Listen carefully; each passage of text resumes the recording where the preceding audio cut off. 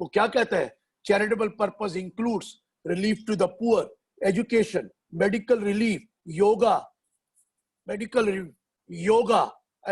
preservation of environment, including watershed, forest, wildlife, preservation of monument or places of historical interest, and advancement of any other object of general public utility. याद है, ये charitable purpose है.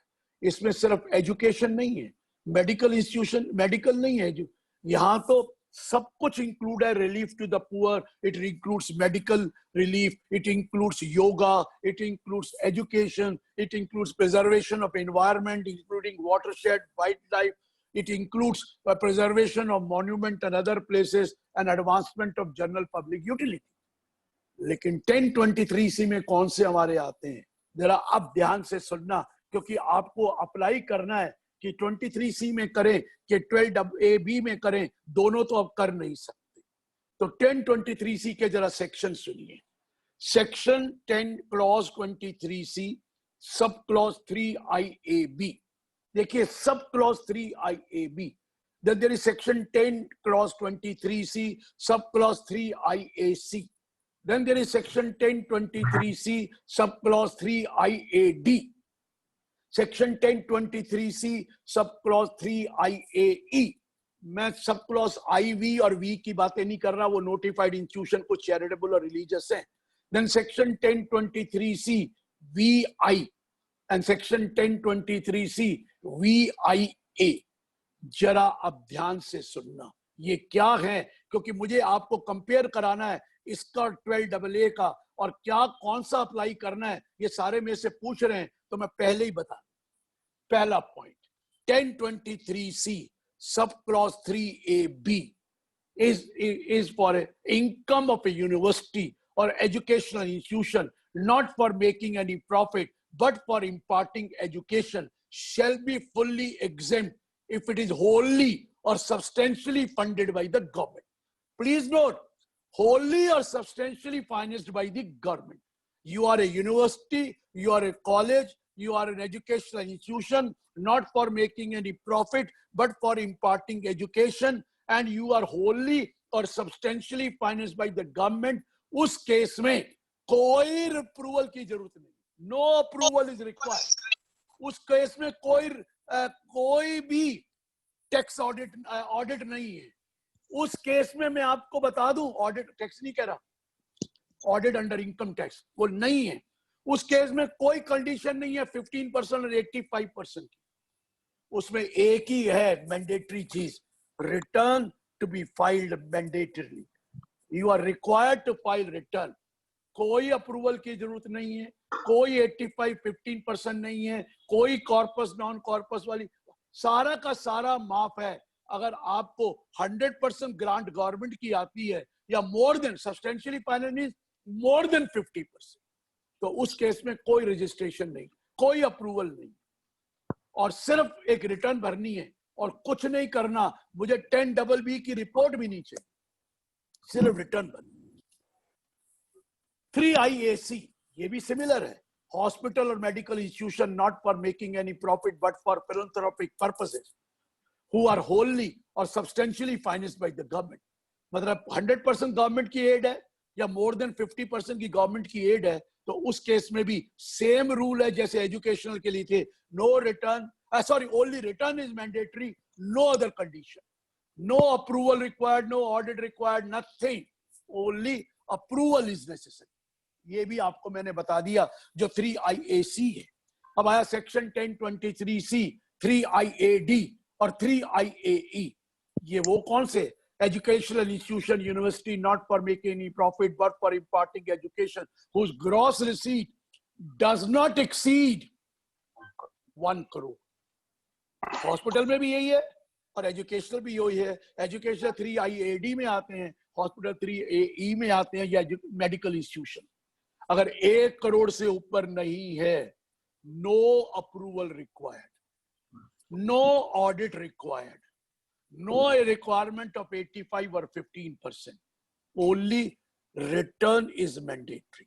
Return भरना जरूरी है, return mandatory है. ये मैं आपको बता दिया. अब आया VI or VIA. VI is your total gross receipt exceeds 1 crore, educational institution. And VIA, medical institution or hospital, your gross receipt exceed 1 crore. जहां 1 करोड़ से ऊपर है वहां अप्रूवल मैंडेटरी है, उसकी अप्रूवल लेनी पड़ती है. आज जो 1 करोड़ से ऊपर है उसका ऑडिट भी होता है, उसको सेम कंडीशन लगती है, जो कंडीशन मोर और लेस सेम है जो 11, 12, 12 AA में या 12 AB में है. सारी डिफरेंस. तो दोनों में डिफरेंस क्या है ये मैं बता दूं. पहले तो मैंने बता दिया, वहां तो कोई कंडीशन ही नहीं है, ऑडिट भी नहीं है, वहां पर तो सिर्फ रिटर्न है.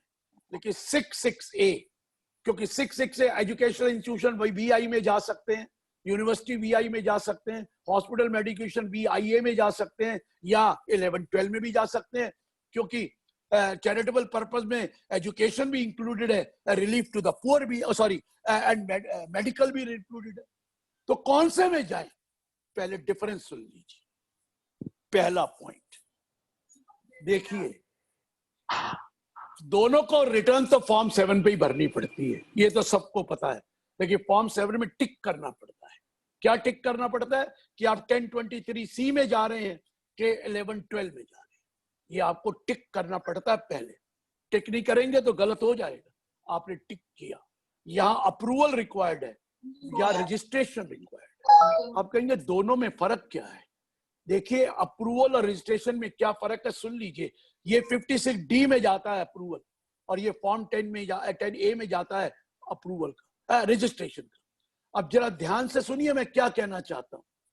If you are registered under 12AA, now 12AB, and you file your return, and during the course of assessment proceeding, अगर आपका scrutiny case आ गया and AO finds that you are not carrying out the object for which you are formed, or you are misusing the object, or you are not using the funds properly, तो AO आपको exemption मना कर सकता है. He may not grant you exemption.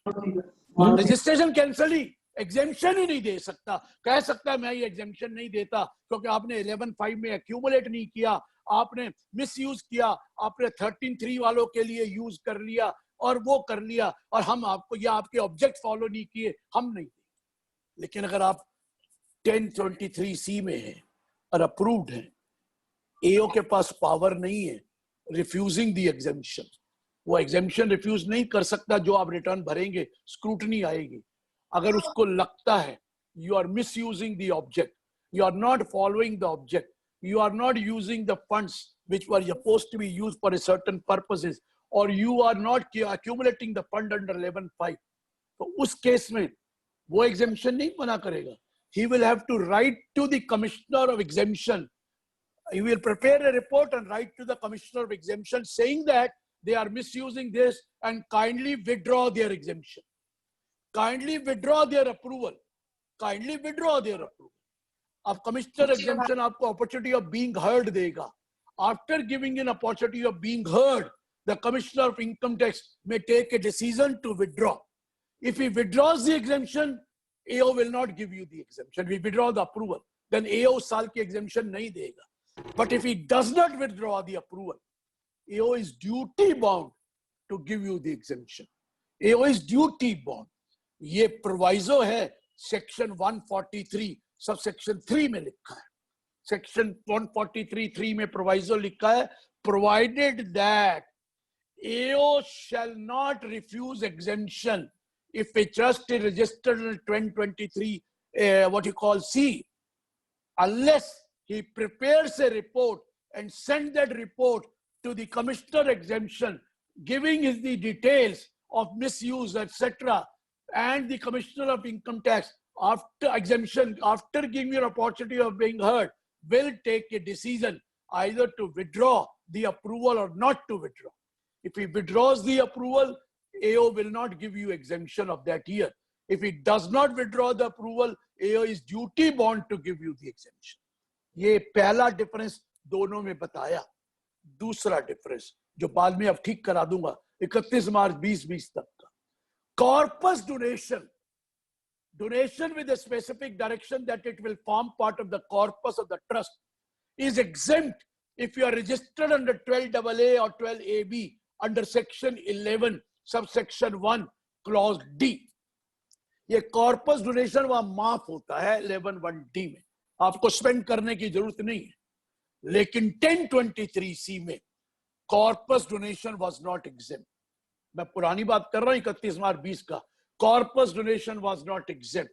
That means we had to spend 85% of the corpus donation to claim full exemption of 100%। हम 15% accumulate कर सकते थे, 85% खर्च करना ही पड़ता था if it is a corpus donation and you were covered under 1023C। But if you were covered under 1112 means 12AA, the corpus donation was exempt. लेकिन रुकिए, अब जरा ध्यान से सुनिए, ये मैंने उनको कहा जब उन्होंने कहा कि एक ही अप्लाई करने देंगे, या 1023C या 1112 में जाइए, दोनों में नहीं होगा। तो मैंने कहा ये तो मर जाएंगे, कोई भी 1023C में जाएगा ही नहीं, वहां कॉर्पस डोनेशन माफ ही नहीं है। अभी तक तो हम क्या करते थे, जब जरूरत होती थी 1023C में चले जाते थे, जब जरूरत होती थी 12AA के अंदर वहां चले जाते थे। अब आप कहते हो कोई एक ही रजिस्ट्रेशन चाहिए, एक ही चीज मिलेगी आपको, या अप्रूवल या रजिस्ट्रेशन। तो फिर उन्होंने अब क्या किया है, एक एक्सप्लेनेशन डाल दी है under proviso 3, third proviso to section 1023C, और एक्सप्लेनेशन डालकर 1 अप्रैल 20 से now corpus donation shall also be exempt like under 11(1)D। उसको स्पेंड करने की जरूरत नहीं है, 85-15 करने की नहीं है, वो फुल्ली एग्जेम्प्ट होगी। 1023C में हो या आप 1112 में हो, दोनों माफ होंगी। तो इसलिए अब घबराने की जरूरत नहीं है। अगर आप 1023C में रहना चाहते हो तो वो भी आ सकता है। लेकिन रुकिए, एक फर्क है 1023C में और 11 में, एक फर्क है। जब आप 11 में जाते हो, 11(1) में एक एक्सप्लेनेशन है, वो एक्सप्लेनेशन कहती है, explanation 2, that suppose there is an income which you have taken into your income and expenditure account. Income has been accounted for, it has accrued but not received during the year. आपने एक FDR बना ली 1 करोड़ रुपए की, 5 साल का compound interest, 5 साल की FDR बना ली। First year interest has accrued, let's say 6%, 6 lakh, but it has not been received. But it has not been received because you will receive it only after 5 years because it is compound interest. In this case, you can give an undertaking. आपको पता है, in form number 9A, electronically, and that undertaking has to be given before the due date of return. Please return की due date से पहले देनी है, that there is an income which has been taken into account but not actually received. I will expend this income in the year in which I receive it or year following that.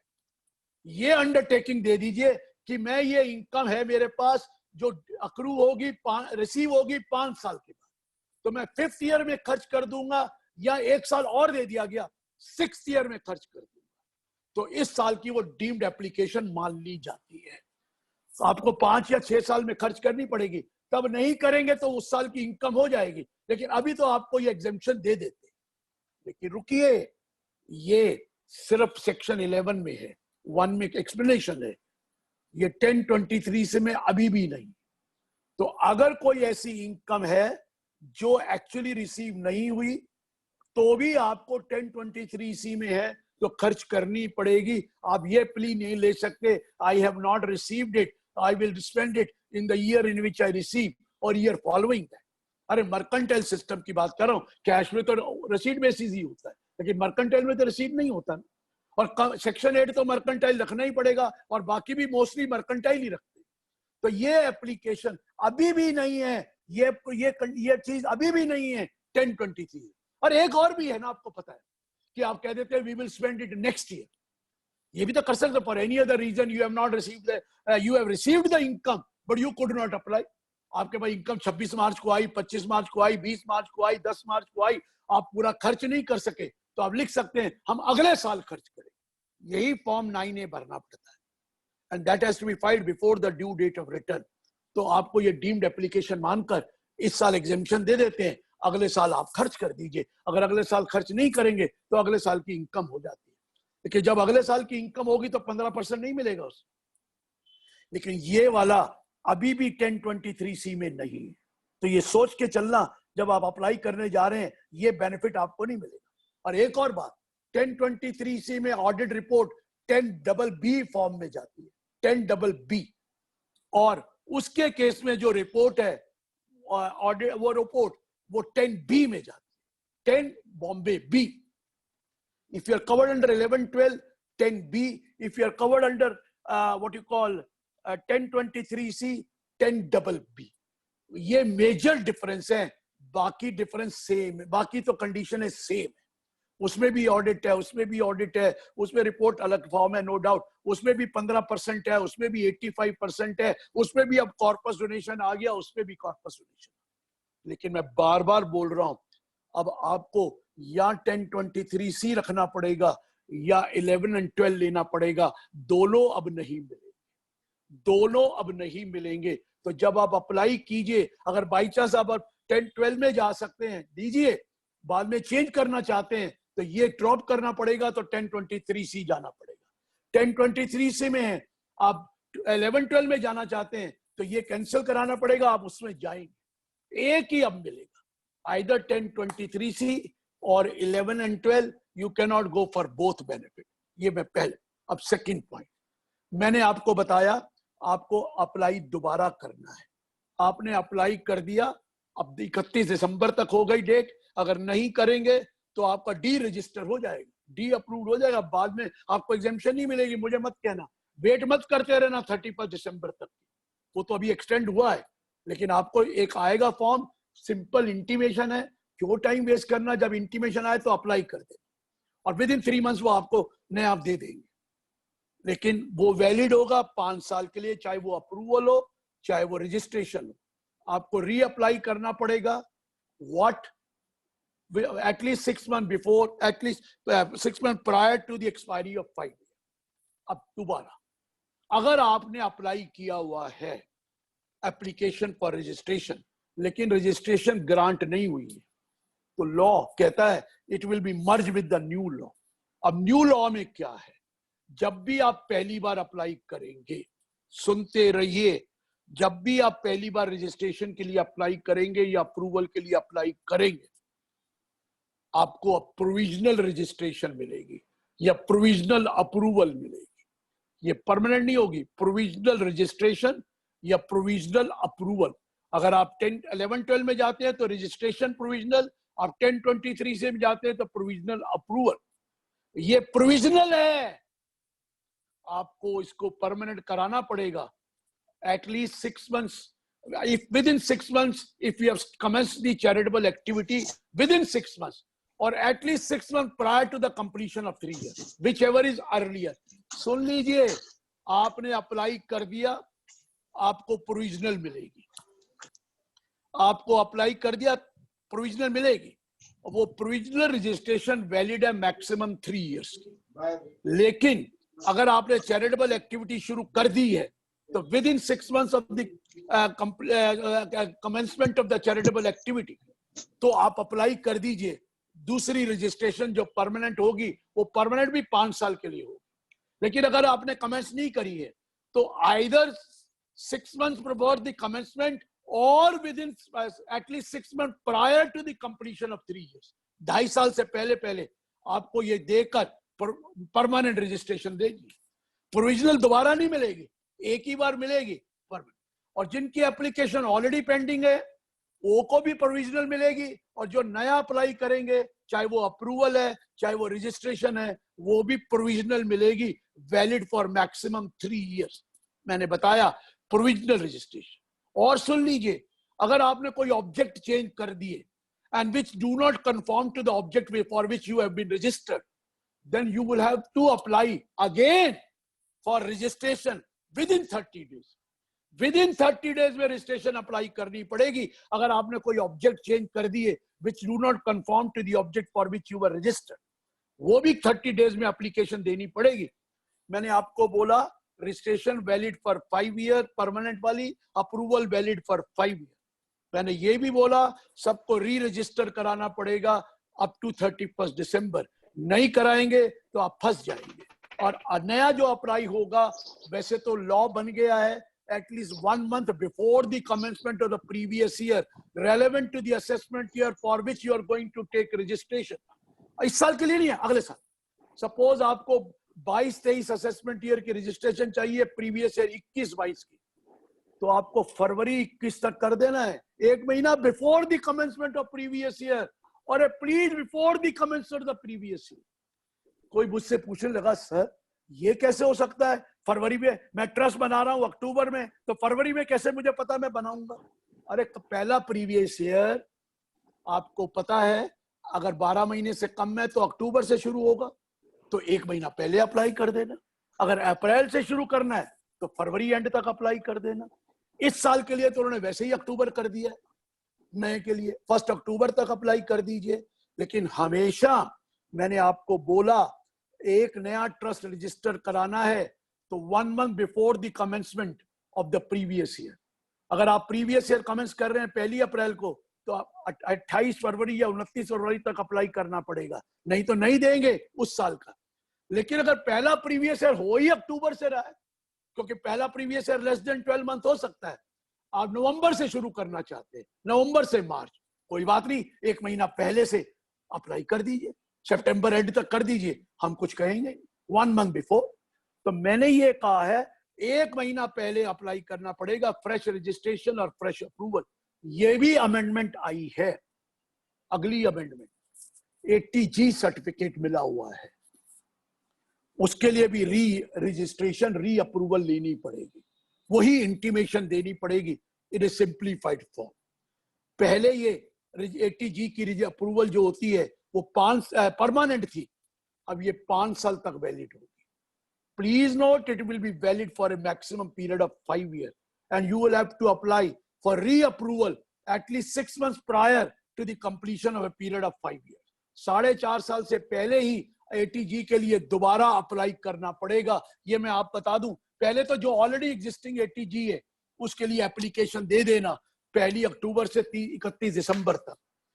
ये 35 section के लिए भी आया है, 1046 के लिए भी आया है, और 80G के लिए भी आया है, 1023C के लिए भी आया है, 1112 के लिए भी आया है. आपको मैंने बोला कि आपको 80G का प्रोविजनल रजिस्ट्रेशन मिलेगा जो पहली बार अप्लाई करेंगे. लेकिन अगर आप ऑलरेडी हैं तो आपको अप्रूवल मिलेगा, दोबारा अप्लाई कर दीजिए, 31 दिसंबर को इंटीमेशन दे दीजिए. लेकिन जो भी अब अप्रूवल मिलेगा under 80G will be valid for a maximum period of 5 years. 5 साल से ऊपर का वैलिडिटी नहीं होगी, ये मैं बार बार बता रहा हूं 80G. अब एक और प्रॉब्लम आ गई है, मेरे ध्यान से सुन लेना. 80G आपने डोनेशन दी, लेकिन अब किसकी ड्यूटी है? ट्रस्ट की ड्यूटी है. Whatever donation they have received, they will have to prepare a statement, और उस स्टेटमेंट को अपलोड करना पड़ेगा इन दी उनकी इनकम टैक्स अथॉरिटी की वेब, उनकी इनकम टैक्स अथॉरिटी की साइट पर अपलोड करना पड़ेगा. किसको? Charitable trust. वो कौन सी फॉर्म होगा अभी आया नहीं, वो क्वार्टरली होगी या ईयरली होगी अभी आया नहीं. कि जो भी आपको कंट्रीब्यूशन मिलेगा, चाहे वो कॉर्पस का हो चाहे नॉन कॉर्पस का हो, उसकी एक स्टेटमेंट बनानी पड़ेगी. Name of the donor, address of the donor, pan number of the donor, amount given by the donor, and उसको अपलोड कर दीजिए इनकम टैक्स की साइट पर. जैसे आप ये करते हैं quarterly statement of TDS, upload करते ही वो डायरेक्टली 26AS जो नया आया है उसमें आ जाएगी. अपलोड करिए, आपकी वो ऑटो हो सकता है 26AS में आए, हो सकता है ऑटो पॉपुलेटेड आपकी रिटर्न में ही आ जाए, आपकी रिटर्न में ही ऑटो पॉपुलेटेड हो जाएगी, और आपको डिडक्शन तभी मिलेगी जब आपकी साइट पर वो आ गई. अगर आप देख रहे हैं कि आपने डोनेशन करी है लेकिन उस आपके पास वो साइट में है नहीं, तो उस केस में you will have to ask the charitable trust to rectify the return. ये रूल बन गया है. Every charitable trust will be under an obligation to file this statement. एक लिस्ट बनाकर देनी पड़ेगी. अगर नहीं बनाएंगे तो 200 रुपये per day for each day of failure आपको फाइन लगेगा. वो फाइन तो कंपलसरी होता है. And you will be also liable for a penalty under 271K, minimum 10,000, maximum 1 lakh. ये चैरिटेबल ट्रस्ट को बोला गया है कि भैया आपको करनी पड़ेगी. चैरिटेबल ट्रस्ट को एक और प्रॉब्लम आ जाएगी, चैरिटेबल या रिलीजियस, एक और प्रॉब्लम आ जाएगी, अनोनिमस डोनेशन. देखिए, आपने इनकम टैक्स में रिटर्न दिखाया है कि आपको 6 करोड़ की डोनेशन आई, पर आपने जो अनोनिमस डोनेशन, आपने जो रिटर्न भरी वो सपोज करो 4 करोड़ की है, तो पूछेंगे 2 करोड़ कहां से आया, ये तो अनोनिमस है. और अनोनिमस डोनेशन तो सिर्फ 5% of the total donation allowed है, बाकी कहां से आया. इसमें तो मैक्सिमम मार्जिनल रेट का टैक्स लगेगा 115 बीबीसी में. तो मैं ये बता रहा हूं, जब भी स्टेटमेंट भरें चैरिटेबल ट्रस्ट, देख लें जितनी डोनेशन आई सबकी डिटेल दे दी. नहीं, अगर डिटेल नहीं देंगे तो बाकी की अनोनिमस डोनेशन मानी जाएगी. अनोनिमस डोनेशन में तो आपको टैक्स लग जाएगा, उसको तो डिडक्शन मिलना ही नहीं है अगर अनोनिमस है. किसको? डोनर को. आपको भी पकड़ लेंगे, वो कहेंगे बताइए ये बाकी पैसे कहां से आए, क्योंकि आपने तो इसकी लिस्ट बनाई नहीं है, तो बाकी तो पैसे अनोनिमस ही हैं. क्योंकि आपको name of the donor, address of the donor, pan number of the donor, amount of the donor देना है और वो अपलोड करना है उसकी साइट पर, और वो साइट से वो ऑटो पॉपुलेटेड हो जाएगा. किसकी? आपकी साइट पर. जब आपकी उस पर आ जाएगा तो आपको डिडक्शन 80G की मिलेगी, नहीं तो मिलेगी ही नहीं. ये कंट्रोल हो गया एक और, क्योंकि हमारे यहाँ तो बड़े बड़े महारथी हैं, रिटर्न भरते हैं, देखते हैं टैक्स नहीं पे कराया, अरे डाल दे 80G यार, किसने चेक करना है, ऐसे डाल देना पड़े उसका पैन नंबर उसका ट्रस्ट का, या डाल दे 80C.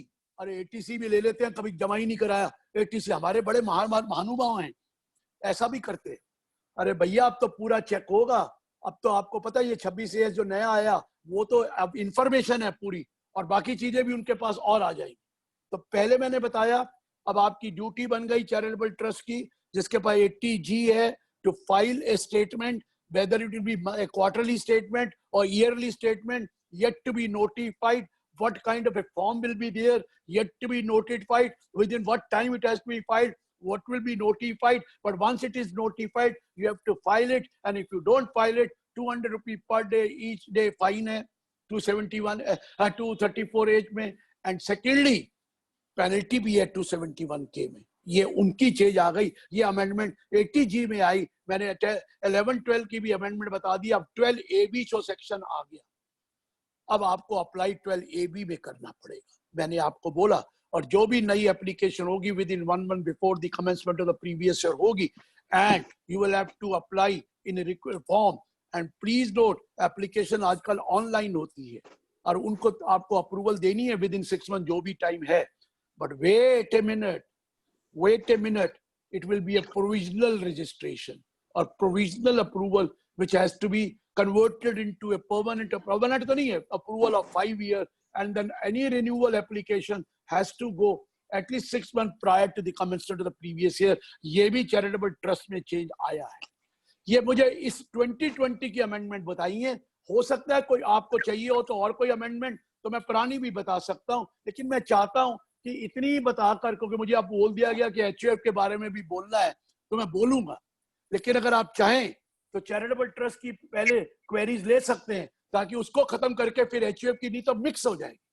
मिक्स एंड मैच में मजा नहीं आता है. If you want any query, मैं होस्ट को बोलूंगा कि you can give me the queries और you can ask me queries. Let me answer the queries on charitable trust and then we can take the query of later. Charitable और religious trust, मैंने बताया religious trust में anonymous नहीं होता है, charitable trust में anonymous होता है. तो ये देख लेना, ये भी आपको चेक करना है. तो कोई क्वेश्चंस लेना चाहते हैं तो ले लीजिए, बाद में लेना चाहते हैं बाद में ले लीजिए. लेकिन मुझे लगता है चैरिटेबल के पहले क्वेश्चन ले लें और फिर HUF के बाद में ले, तो मिक्सअप नहीं होगा. और HUF ने कईयों ने सुना भी हुआ है बहुत बार मेरा, तो देख लीजिए जैसा भी करना है आप देखिए, बताइए मुझे क्या करना है. Please come back. कोई आया नहीं रहा है जो मुझे, जो होस्ट है. आइए, हाँ बोलिए सर. सर आप कंटिन्यू करिए, लास्ट में ले लेंगे, we can take in last में. अच्छा चलिए, क्वेरी आप बाद में लेना चाहते हैं. आइए फिर HUF पे आते हैं. आइए, अब ये HUF जो मैं करने जा रहा हूँ वो जुबैर अल्लाह खान के मतलब का नहीं है. वो हिंदू अनडिवाइडेड फैमिली है, वो मुस्लिम हिंदू अनडिवाइडेड फैमिली का कोई कॉन्सेप्ट नहीं है. लेट मी टेल यू, एक कंसेप्ट बताना चाहता हूं before I go to what you call Hindu undivided family. वो कॉन्सेप्ट है कि Hindu law is not a codified law and Muslim law is also not a codified law. दोनों लॉ कोडिफाइड नहीं है, they are by convention. Hindu law जो codified है वो आता है Special Marriage Act, Hindu Marriage Act, Hindu Adoption Act, Hindu minority और guardian act, और 2 सक्सेशन एक्ट हैं हिंदू के लिए। One is called Indian succession act 1925, the another is called Hindu Succession Act 1956। 2 law codified हैं, Hindu succession act 1956, Indian succession act 1925। मुस्लिम के लिए शरीयत लॉ है, separate for Shias, separate for Sunnis. वो शरीयत लॉ है, उसके लिए ये कोडिफाइड नहीं, उनका शरीयत लॉ चलता है। मुस्लिम में तो एक और कंडीशन है कि वो 1/3 से ज्यादा तो वो विल भी नहीं कर सकता। Muslim can not will more than 1/3 of their estate, वो शरीयत लॉ लगता है। और वो 1/3 से ज्यादा करना है तो सबसे लीगल एयर से उसको परमिशन लेनी पड़ती है, वो नहीं कर सकता। तो मैं मुस्लिम लॉ के बारे में, शरीयत लॉ के बारे में इतना जानता नहीं हूं, तो मैं नहीं ले रहा। मैं हिंदू सक्सेशन एक्ट को कह रहा हूं। देखिए, आप विल कर सकते हैं, अगर जब आप डॉक्यूमेंट्री करते हैं, टेस्टामेंट्री डॉक्यूमेंट करते हैं, तो इंडियन सक्सेशन एक्ट 1925 लगता है, इंडियन सक्सेशन 1925। जब आप इंटेस्टेट डेथ होती है, इंटेस्टेट डेथ का मतलब मैंने विल नहीं लिखी है, या कुछ स्टेट की लिख दी, कुछ की नहीं लिखी है, तो उस केस में हिंदू सक्सेशन एक्ट 1956 लगता है। If I die intestate, Hindu succession act 1956 लगता है। सुन लीजिए, जब हिंदू सेक्शन 1956 लगता है तो जो मेरी प्रॉपर्टी होती है वो मेरे लीगल एयर को जाती है of first class in equal ratio and in their individual capacity. मैं बार बार बोल रहा हूं कि मेरे मरने के बाद मेरे बच्चों की एचयूएफ ऑटोमेटिकली नहीं बनती है। मेरे मरने के बाद मेरे बच्चों की एचयूएफ नहीं बनती है, वो तो इंडिविजुअल कैपेसिटी में मेरे legal air of first class में जाएगी। Legal air of first class कभी भी एचयूएफ, वो पुराने जमाने छोड़ दीजिए, जिन्होंने करा है वो गलत किया है, और 56 से पहले तो अलाउड था। मेरे मरने के बाद मेरे बच्चे की एचयूएफ नहीं होगी, क्योंकि मैंने विल करूं तो बात अलग है। अगर मैं इंटेस्टेट डेथ है तो मैं नहीं कर सकता। वो इंडिविजुअल कैपेसिटी में लीगल एयर ऑफ 1 में पता कौन आते हैं? लीगल एयर ऑफ क्लास 1 में आते हैं मेरी वाइफ, मेरे बच्चे और मेरी माँ, मदर, वेदर डिपेंडेंट और इंडिपेंडेंट, पूरा इक्वल रेशो 1। अगर मेरे 2 बच्चे हैं, मेरी वाइफ है, वाइफ तो एक ही होगी, अगर एक से ज्यादा तो भी एक ही शेयर मिलता है, ये ध्यान रखना। एक मेरी वाइफ है, मेरे 2 बच्चे हैं, मेरी मदर जिंदा है, so 1/4 to wife, 1/4 to me, 1/4 to my son, 1/4 to my daughter, 1/4 to my mother को मिलता है। अगर मदर अलाइव नहीं है तो फिर मदर का शेयर नहीं बनता है। 1/3 to my wife, 1/3 to my son, 1/3 to my daughter। Wife alive नहीं है तो वाइफ का शेयर नहीं होता है, so half to my son, half to my daughter। कोई बच्चा भी नहीं है, क्लास 1 नहीं है, अगर सन है, मैरिड था और प्रीडिज हो गया, तो उसका जो शेयर होता है, हैड ही बीन अलाइव, वो उसके लीगल एयर को चला जाता है। उसके लीगल एयर होंगे उसके चिल्ड्रन और उसकी विडो। ये मैं ज्यादा डिटेल में नहीं जा रहा, मैंने बोला सिर्फ एक ही बात बताई कि जब भी डेथ इंटेस्टेट होती है, मेरी प्रॉपर्टी से मेरे बच्चों का एचयूएफ नहीं होता। आपने बनाया है तो बन चुका है पुराना, अब मुझे मत कहना वो गलत है। अब जो हो गया 6 साल पुराना, कोई पूछेगा नहीं तो गलत है। मेरे मरने के बाद मेरे बच्चों, अब एचयूएफ बनता कैसे है? अब जरा ध्यान से सुनना, मैं सिर्फ एचयूएफ कर रहा हूं, मैंने सक्सेशन के बारे में बता दिया। सेक्शन एचयूएफ कैसे बनता का है? एचयूएफ तो बाय क्रिएशन ऑफ लॉ है, कोई एक्ट ऑफ पार्टी थोड़ी है। हिंदू लॉ में जिस दिन मेरी शादी हो गई उस दिन हिंदू अनडिवाइडेड फैमिली बन गई। जिस दिन मेरी शादी हो गई हिंदू अनडिवाइडेड फैमिली बन गई। उससे फर्क क्या पड़ता है? वो कहता है मुझे क्या ले देना, इनकम टैक्स कहता है शादी हो गई तो हो गई तुम्हारी, मुझे क्या लेना देना। अरे पहले हिंदू अनडिवाइडेड फैमिली बन गई तो भी क्या फर्क पड़ता है? पहले उसमें कॉर्पस होना चाहिए, उसमें फंड्स होने चाहिए, उसमें कैपिटल फंड होना चाहिए। वो कहां से आएगा? अरे कॉर्पस आएगा कहां से? अरे शादी होते कॉर्पस थोड़ी पैदा हो गया, तो क्या बनेगा? और दूसरी बात, इनकम होनी चाहिए। लेकिन अब प्रॉब्लम है जो बताने जा रहा हूं वो ध्यान से सुनना। हिंदू लॉ में तो शादी होते ही अब कॉर्पस में, आपकी शादी होते ही एचयूएफ बन जाती है। लेकिन इनकम टैक्स कहते हैं नहीं भैया, 2 को पार्टनर होने चाहिए एचयूएफ बनने के लिए। वाइफ इज नेवर ए को पार्टनर। वाइफ को पार्टनर नहीं होती, मेंबर होती है। वो ठीक है, जब भी पार्टीशन होगा वाइफ को शेयर मिलेगा, लेकिन वाइफ इज नॉट ए को पार्टनर। को पार्टनर कौन होता है? वो या लीनियल डिसेंडेंट।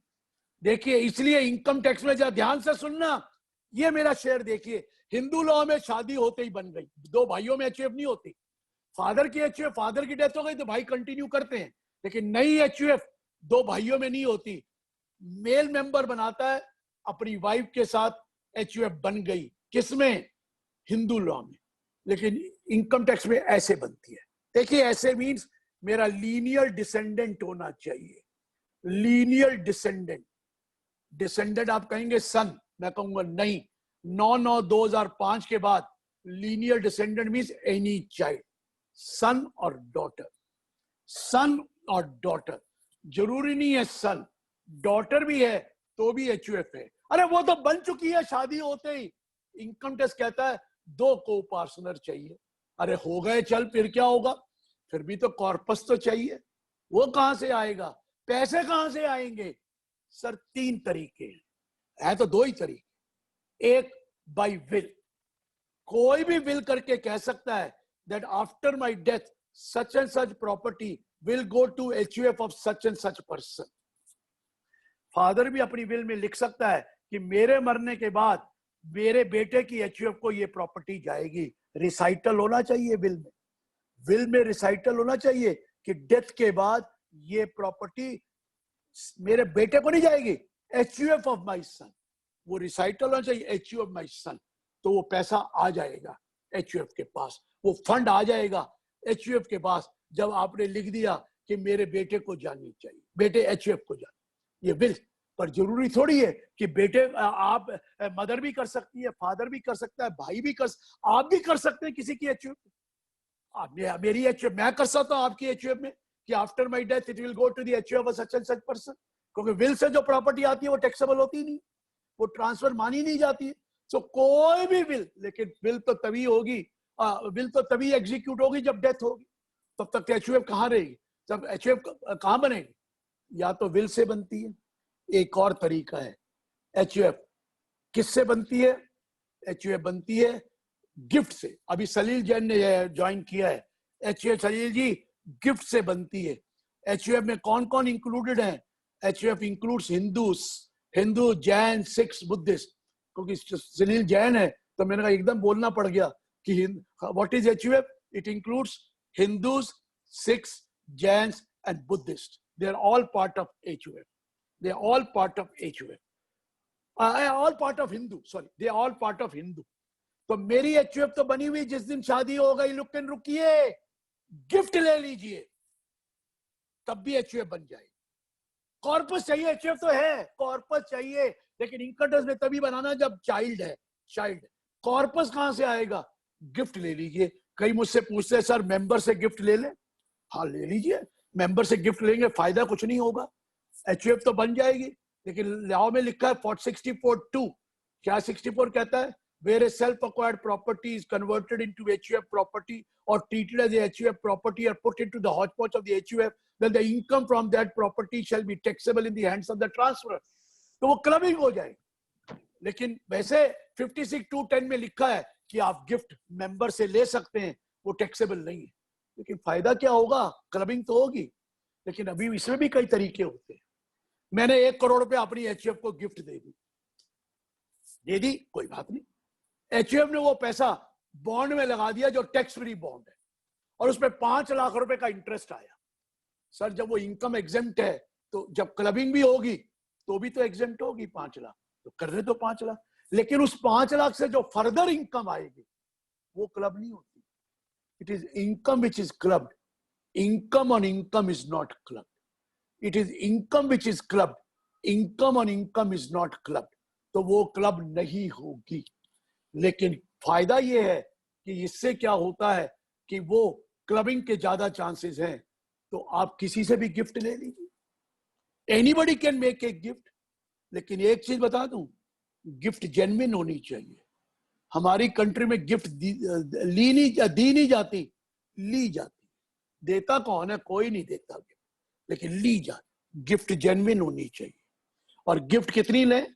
मेरे से पूछें तो 2,51,000 की गिफ्ट ले लें।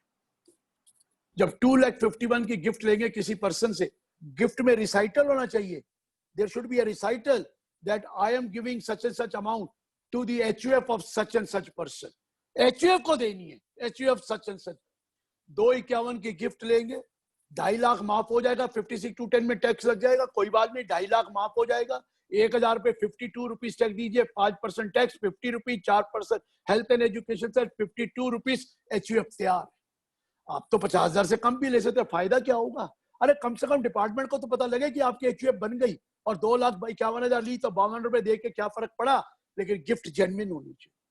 अगर गिफ्ट इनजेन्युइन हुई तो सेक्शन 115 BBE लग जाएगा और 78% टैक्स देना पड़ेगा एचयूएफ।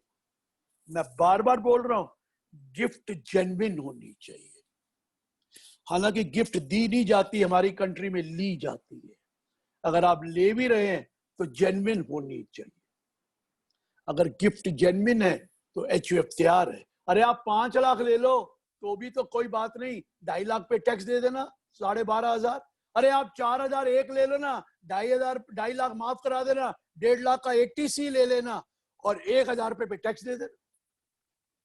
तो एचयूएफ तो एटीसी भी अलाउड है। तो आप गिफ्ट ले सकते हैं। आपका वेल्थ क्रिएट हो गया, फंड क्रिएट हो गए, ताकि आप उससे बाद उसमें बिजनेस कर लीजिए, उससे इंटरेस्ट इनकम कमा लीजिए, उसमें आप रेंटल इनकम कमा लीजिए। फंड तो चाहिए ना पहले, फंड नहीं होगा तो इनकम कहां से आएगी? अब मुझे कहते हैं कि एचयूएफ बिजनेस कर सकता है, बिल्कुल करिए, लेकिन फंड्स एचयूएफ के होने चाहिए। Funds should be of HUF, आपके फंड्स नहीं है, एचयूएफ के होने चाहिए। और आप गिफ्ट देंगे तो क्लबिंग हो जाएगी उधर, एचयूएफ के फंड्स होने चाहिए। अगर एचयूएफ के फंड है तो बिजनेस कर सकता है। अगर बिजनेस कर सकता है तो कौन सा कर सकता है? कोई सा भी बिजनेस कर सकता है, लेकिन वो कमीशन वाला नहीं। जो 31 मार्च को कमीशन लेते हैं वो वाला नहीं। मान लेना वो बिजनेस नहीं है, वो तो कर्ता की मानी जाएगी इनकम। वो बिजनेस कर सकता है। फंड्स अगर एचयूएफ के हैं तो कोई भी बिजनेस कर लीजिए, कर सकता है, लेकिन प्रोफेशन नहीं कर सकता एचयूएफ। एचयूएफ कभी प्रोफेशन नहीं कर सकता।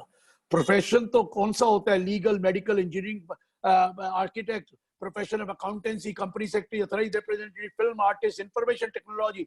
ये प्रोफेशन सिर्फ इंडिविजुअल कर सकता है जो उसके पास ये स्पेसिफाइड ट्रेनिंग हो या स्पेसिफाइड उसका नॉलेज हो।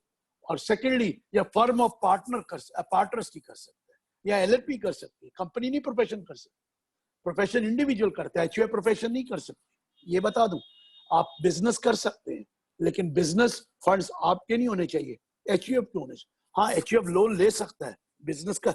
आप एचयूएफ में कर्ता को रेमुनरेशन दे सकते हैं, प्रोवाइडेड इज डूइंग बिजनेस। कर्ता को रेमुनरेशन दे सकते हैं प्रोवाइडेड बिजनेस, या किसी मेंबर को दे सकते हैं अगर बिजनेस में। अगर एचयूएफ बिजनेस नहीं कर रहा तो कोई रेमुनरेशन नहीं दे सकते कर्ता को या मेंबर को।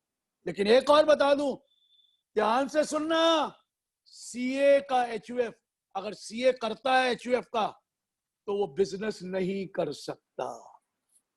इनकम टैक्स तो कोई मना नहीं करता, कोई और लॉ मना नहीं करता। ये हमारा इंस्टीट्यूट ऑफ चार्टर्ड अकाउंटेंट की कोड ऑफ कंडक्ट है that you can not do business. ना तो आप इंडिविजुअल बिजनेस कर सकते हैं, ना कर्ता बन के आप एचयूएफ में बिजनेस कर सकते हैं। अगर एचयूएफ में बिजनेस नहीं कर सकता, अगर आप करता है, आप नहीं कर सकते, सीए नहीं कर सकता। डिसिप्लिनरी एक्शन हो गया तो आपका, मैं प्रैक्टिस का सीए कह रहा हूं, उसका लाइसेंस कैंसिल हो जाएगा। मैं बार बार बोल रहा हूं, सीए एचयूएफ में बिजनेस नहीं कर सकता, सीए एचयूएफ में बिजनेस नहीं कर सकता। आपको सीए नहीं कर सकता। आप कहेंगे किसी और को नहीं, यू आर कर्ता, आप कर्ता बदल दीजिए। कहते कर्ता कौन होता है? वैसे तो जिसने एचयूएफ बनाया वो करता होता है। पहले तो वो होता है जो एचयूएफ बनाए, वो करता है, मेल मेंबर वो करता है। उसके मरने के बाद कौन करता होता है? उसके मरने के बाद कौन करता होता है? King is dead, long live the king. Karta is dead, long live the karta. HUF मरती नहीं है, सिर्फ कर्ता मरता है। तो कौन करता होगा? आप कहेंगे एल्डेस्ट सन, मैं कहूंगा बिल्कुल गलत, एल्डेस्ट चाइल्ड। एल्डेस्ट चाइल्ड करता होगा। अरे डॉटर भी करता हो सकती है 9/9/2005 के बाद। जो एल्डेस्ट चाइल्ड है वो करता हो। हैं जी? जयराम जी की। सर जयराम जी की बाद में करना, अभी तक वो चल रहा है प्रोग्राम। तो मैंने ये कहा एल्डेस्ट चाइल्ड करता होगी, बेटी भी करता हो सकती है। किसी ने मुझसे पूछा 9/9/2005 के बाद, मैंने कहा बेटी अगर बड़ी है तो वो करता हो। हाँ, आप डिसाइड कर लें, any other adult member can be करता। सारे डिसाइड कर ले और लिख के दे दें तो आप किसी को भी अडल्ट मेंबर को करता बना दीजिए। जूनियर है कोई बात नहीं, डॉटर है नहीं है, मैरिड है अनमैरिड, कोई फर्क नहीं पड़ता।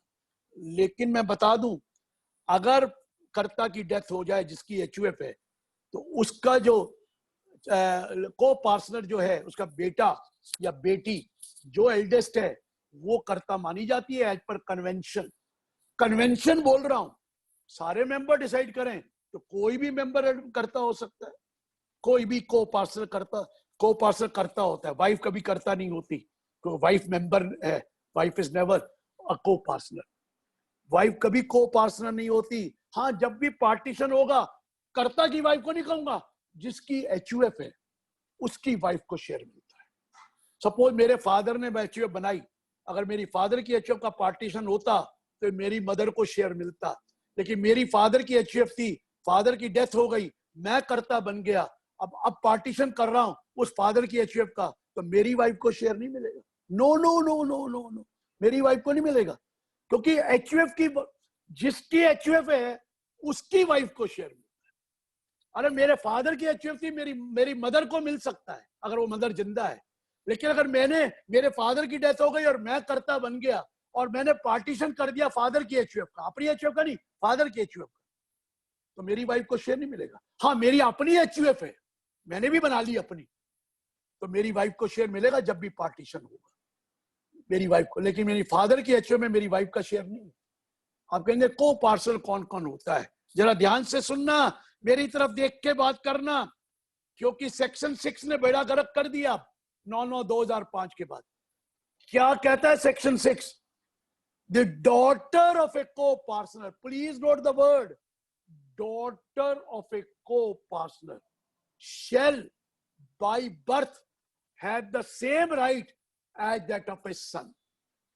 Daughter of a co-partner shall by birth have the same right as that of a son.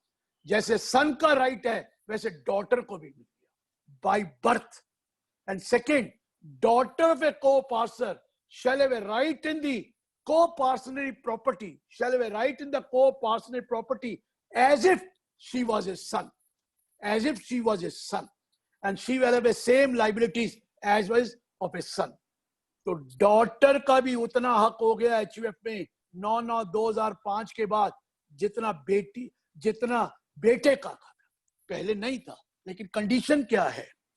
9/9/2005 को फादर और डॉटर दोनों जिंदा था। जिस फादर की एचयूएफ थी उसकी डॉटर भी जिंदा थी।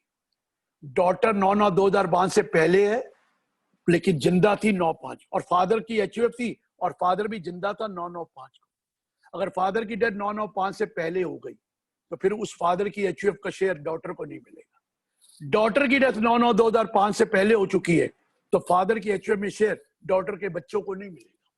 अगर डॉटर 9/9/5 को जिंदा थी, फादर भी 9/9/5 को जिंदा था, तो डॉटर चाहे पहले पैदा हुई या 9/9/5 के बाद पैदा हुई, दोनों में शेयर है। डॉटर मैरिड है या अनमैरिड है, दोनों में उसका शेयर। मैरिड से कोई फर्क नहीं पड़ता, अनमैरिड से कोई फर्क नहीं पड़ता, पैदा बाद में हुई कोई फर्क नहीं पड़ता, पैदा पहले हुई कोई फर्क नहीं पड़ता। लेकिन 9/9/5 को वो जिंदा थी या बाद में पैदा हुई और फादर की एचयूएफ 9/9/5 को थी और फादर उस दिन जिंदा था, तो डॉटर का पूरा हक है। अब जरा सुनिए, डॉटर को पार्सल, अगर एल्डेस्ट है तो डॉटर को पार्सल हो सकती है। अब तो मैं एक केस सुनाने जा रहा हूं, आप हैरान हो जाएंगे। सुजाता शर्मा वर्सेस मन्नू गुप्ता। सर ये केस दिल्ली हाई कोर्ट का है, सुप्रीम कोर्ट ने जजमेंट दे दिया। डॉटर वो वाला तो मैंने बता दिया, वो मैंने। अब मैं इस कोर्स को सुनिए। एक डीआर गुप्ता की एचयूएफ थी। एक पहले बता दूं, मेल की एचयूएफ होती है, फीमेल की एचयूएफ नहीं होती। डीआर गुप्ता की एचयूएफ थी। डीआर गुप्ता के 5 बेटे थे। उस वक्त बेटियां होंगी, लेकिन बेटियां तब तो मेंबर नहीं होती थी। डीआर गुप्ता के 5 बेटे थे। डीआर गुप्ता की डेथ हो गई। अब एल्डेस्ट चाइल्ड केएम गुप्ता था। केएम गुप्ता बन गया क्या करता? किसका करता? डीआर गुप्ता एचयूएफ का। वो करता बच गया, बाकी 4 भाई एचयूएफ में हैं। अब क्या हुआ, चारों भाई की भी डेथ हो गई और केएम गुप्ता की भी डेथ हो गई। अब कौन करता बने? केएम गुप्ता की लड़की थी और दूसरे भाई का बेटा था, लेकिन लड़की बड़ी थी और बेटा छोटा था। उसने कहा मेल मेंबर बनेगा। उसने कहा ना, एल्डेस्ट डॉटर, को पार्सर की डॉटर। अरे डॉटर में को पार्सर में same right as that of a son. तो डीआर गुप्ता दादा है, दादा की एचयूएफ की कर्ता कौन बन गई? केएम गुप्ता की बेटी, क्योंकि वो बड़ी थी और दूसरे भाई का बेटा छोटा था। मैंने आपको सिर्फ डॉटर का नहीं बोला, ग्रैंड डॉटर भी बन सकती है, और जो एल्डेस्ट है उसको बनना पड़ता है एज पर लॉ। बाकी डिसाइड कर लो तो कोई भी बन सकता है। तो मैंने ये कहा, अब जरा ध्यान से सुनिए, को पार्सर और मेंबर में क्या फर्क है। Coparcener can ask for partition, a member can not ask for partition. Who are coparcener HUF? सुनिए कौन कौन है को पार्सनर है। मेरी एचयूएफ मैंने बनाई, सपोज कौन कौन को पार्सनर है? मैं तो हुई, मेरा सन, 1 सन, 2 सन, 3 सन, जितने भी सन्स हैं वो, and my daughter, 1 daughter, 2 daughter, जितने डॉटर है सारी। मैं सोचता हूं 1 सन और 1 daughter, let's say. So my self, अब मैं लेफ्ट साइड देखना, फादर, मी, माई सन, 2, डॉटर है, लेकिन डॉटर को अभी उधर राइट में रखता हूं, लेफ्ट में मी, माई सेल्फ, माई सन के दोनों बच्चे। कौन से बच्चे? सन एंड डॉटर। ये डॉटर ऑफ ए को पार्टनर है, उसका भी हक हो गया एचयूएफ में बाय बर्थ। किसकी एचयूएफ में? दादा की एचयूएफ में। अरे दादा की एचयूएफ में हक हो गया, किसका? अरे ग्रैंडसन का था, अब ग्रैंड डॉटर का भी हो गया 9/9/2005 के बाद। अब सन, पहले father, son, grandson and grand daughter. अब डॉटर को छोड़ देना, सन, जो ग्रैंडसन का सन और उसकी डॉटर, वो भी को पार्सनर है। अरे ग्रैंडसन का सन एज वेल एज ग्रैंडसन का डॉटर, क्योंकि ग्रैंडसन को पार्सनर था तो उसकी डॉटर भी को पार्सनर हो जाएगी। पर दादा की जायदाद में, एचयूएफ में, मैं इंडिविजुअल प्रॉपर्टी नहीं कह रहा, एचयूएफ में परदादा की, अरे करपोता और परपोती दोनों का हक हो गया है। कितना हक है वो बाद में बताऊं। बाय बर्थ देखिए, अगर मेरी एचयूएफ है, मेरा एक बेटा पैदा होता है, 2, 3, 4, 5 जितने भी ये सब मेंबर है बाय बर्थ, मैं उनको हटा नहीं सकता, बाय बर्थ है। मेरी बेटी है, वो भी बाय बर्थ हो गई 9/9/2000 के बाद या पहले, मैं हटा ही नहीं सकता। किसी को नहीं कह सकता तेरे को नहीं रखूंगा। और बेटे का बेटा और बेटा का बेटी वो भी हो गए, बेटे के बेटे का बेटा और बेटे के बेटे की बेटी वो भी हो गई को। और राइट साइड में को पार्सनर कौन है? डॉटर। डॉटर के बच्चे नहीं, daughter. Daughter can ask for partition, daughter के बच्चे नहीं। डॉटर के चिल्ड्रन विल बिकम द को partner of their father HUF. उनकी फादर की एचयूएफ में वो जाएंगे, अपनी मदर की एचयूएफ में नहीं जाते। डॉटर के बच्चे, अगर कभी भी पार्टीशन हुआ तो डॉटर को शेयर मिलता है। अगर डॉटर जिंदा नहीं है तो बच्चे नहीं करा सकते पार्टीशन, लेकिन जब भी पार्टीशन होगा जितना डॉटर का शेयर बनता था वो उसके बच्चों को मिल जाए। लेकिन डॉटर पार्टीशन करा सकती है, डॉटर के बच्चे नहीं करा सकते। लेकिन पोता करा सकता है पार्टीशन, पोती करा सकती है, पर पोता करा सकता है, पर पोती करा सकती है, बेटा करा सकता है, बेटी करा सकती है। लेफ्ट साइड में मैंने बोला son, father, 4 generation, father, son, grandson and grand daughter, great grandson and great grand daughter. ये है 5वीं जनरेशन मेंबर है, को पार्टनर नहीं। 5वीं जनरेशन 4 नंबर नहीं बनेगी जब तक आप पहला वाला नहीं चला जाएगा, नंबर 1 जिसकी HUF। कई पूछते हैं क्या मैं 2 HUF का करता हो सकता हूं? अरे मैं तो 4 HUF का करता हो सकता हूं। मेरी फादर की HUF थी, फादर की डेथ हो गई, मैं करता हो गया। और मेरी अपनी HUF है, मैं भी करता, अपनी HUF का भी हो सकता हूँ, फादर की भी हो सकता हूँ। लेकिन क्योंकि मैं CA प्रैक्टिस में हूँ, बिजनेस नहीं कर सकता, मैं किसी और का बिजनेस नहीं कर सकता। बाकी कोई और तो कोई जो CA में नहीं है वो तो कर सकता है ना। मैं अपने दादा की HUF का भी करता हो सकता हूँ, मैं अपने परदादा का भी हो सकता हूँ 4 जनरेशन, और अपना भी करता हो सकता हूँ। देखिए मैं अपने बेटे की HUF का करता नहीं हो सकता, क्योंकि लीनियर डिसेंडेंट से बनती है, असेंडेंट से नहीं बनती। लेकिन असेंडेंट की HUF है, मैंने बोला ना HUF कभी मरती नहीं है। अगर HUF में एक को पार्टनर और एक मेंबर भी है, 2 कम से कम है, एक को पार्टनर एक मेंबर, HUF कंटिन्यू करती रहती है। HUF never dies. Karta dies, long live the karta, किसी और को बना दे। लेकिन HUF में एक को पार्टनर और एक मेंबर भी है तो HUF चलती रहती है जब तक आप उसको पार्टीशन ना। अब मेरे से कोई पूछता है HUF बनाने के फायदे क्या हैं? अरे बड़े फायदे हैं।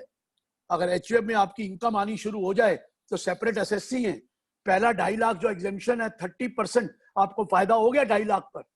कैसे हो गया? क्योंकि पहले सेपरेट एग्जेम्पशन है 2.5 लाख, 75,000 का फायदा हो गया। अगले 2.5 लाख में 5% तो आपको कितना फायदा हो गया? 25% का 62,500 का पैसा हो गया। 62,500 प्लस 75,000। और अगर आप पुरानी स्कीम में हैं तो 5 लाख के ऊपर 10 लाख पे 20% है, 10% तो वहां भी फायदा होता है। 5 लाख पे 50,000, सो 50 प्लस 75 एक 25 प्लस 62,500 187,500। 10 लाख की इनकम पे 1,87,500 प्लस 4% 1,95,000 का फायदा होता है हर साल 10 लाख की इनकम है। और अब तो नई स्कीम में 15 लाख तक माफ है, सॉरी 15 लाख तक आपका रेट अलग है। तो 15 लाख तक आपका 2,62,500 रुपए प्लस 4% का फायदा होता है अगर आपकी इनकम सेपरेट है तो। स्लैब अलग अलग है ना। लेकिन HUF, अब कोई सोचता है सर HUF बना ली तो जो उसका टैक्स दे दिया उसके बाद वो खर्चे कर सकते हैं फैमिली के लिए? हाँ कर सकते हैं, सारे डिसाइड करें, घर में कर लिए। लेकिन HUF गिफ्ट नहीं दे सकता मेंबर्स को ना। अगर गिफ्ट देगा तो पार्शियल पार्टीशन माना जाएगा। इनकम टैक्स में पार्शियल पार्टीशन अलाउड नहीं है, कंप्लीट पार्टीशन अलाउड है। Partial partition not allowed in income tax, only complete partition. Hindu law allow करता है पार्शियल पार्टीशन, हिंदू लॉ में आप पार्शियल पार्टीशन कर लें। लेकिन इनकम टैक्स कहेगा उस जो पार्टीशन से एसेट गई उससे जो इनकम आएगी वो तो HUF को ही टैक्स लगेगा, चाहे कुछ कर लो। पार्शियल पार्टीशन अलाउड नहीं है। आप कहते तो क्या पार्टीशन होता कैसे है? जरा ध्यान से सुनना। जब भी पार्टीशन होगा इनकम टैक्स में कंप्लीट होगा आफ्टर 31 दिसंबर 78। पार्टीशन करने हुए आपको इन्फॉर्म करना पड़ता है इनकम टैक्स डिपार्टमेंट को, AO को इन्फॉर्म करना पड़ता है पार्टीशन हुआ। और AO की ड्यूटी है he shall issue notices to all the members कि भैया आइए और फिर अपीयर होइए। फिर वो पार्टीशन ऑर्डर पास करता है AO अंडर 171 सेक्शन। लेकिन रुकिए, पार्टीशन होता कैसे है? पर स्ट्राइप पर कैपिटा। पहले पर स्ट्राइप, फादर ने आपकी HUF बनाई हुई है तो पर स्ट्राइप मींस पहली ब्रांच, फादर, उसकी वाइफ और उसके बच्चे। नीचे वाला नहीं गिन रहा, पहले फादर, वाइफ एंड उसके बच्चे। सपोज 2 चिल्ड्रन है, फादर हिमसेल्फ है, उसकी वाइफ भी है, तो 1/4 will go to the father on partition, 1/4 will go to mother, the is your mother but father's wife, 1/4 will go to the son and 1/4 will go to daughter if daughter born on daughter was alive on 9/9/2005 or born up 1/4 1/4 1/4 1/4। अब सुन लीजिए, daughter का share तो absolute है, वो तो 1/4 मिल गया। लेकिन ये जो बेटा है जिसको 1/4 मिला वो पैसा वो अपने को पार्टनर के साथ बांटेगा, अपने बेटा और बेटी के साथ बांटेगा, अपनी बहू अपनी बीवी के साथ नहीं। वो 1/4 शेयर वो बांटेगा अपना बेटा और बेटी के साथ, अगर उसका एक बेटा और एक बेटी है तो 1/4 का 1/12 मिल जाएगा सन को, 1/4 ग्रैंडसन को, 1/4 ग्रैंड डॉटर। हो गया 1/4 1/4 1/4 का 1/3 इंटू 1/3 1/12 1/12। अब जो बेटी को 1/12 मिला छोड़ दीजिए, जो 1/12 ग्रैंडसन को मिला वो अपने ग्रैंडसन को बांटेगा, अपने सन को बांटेगा और अपनी डॉटर को बांटेगा। 4 जनरेशन कंप्लीट पार्टीशन करना है down the line amongst all coparcener. कौन कौन से को पार्टनर लेफ्ट साइड में? Father, son, grandson, grand daughter, great grandson of the son and grand daughter, great grand daughter इधर बटेगा।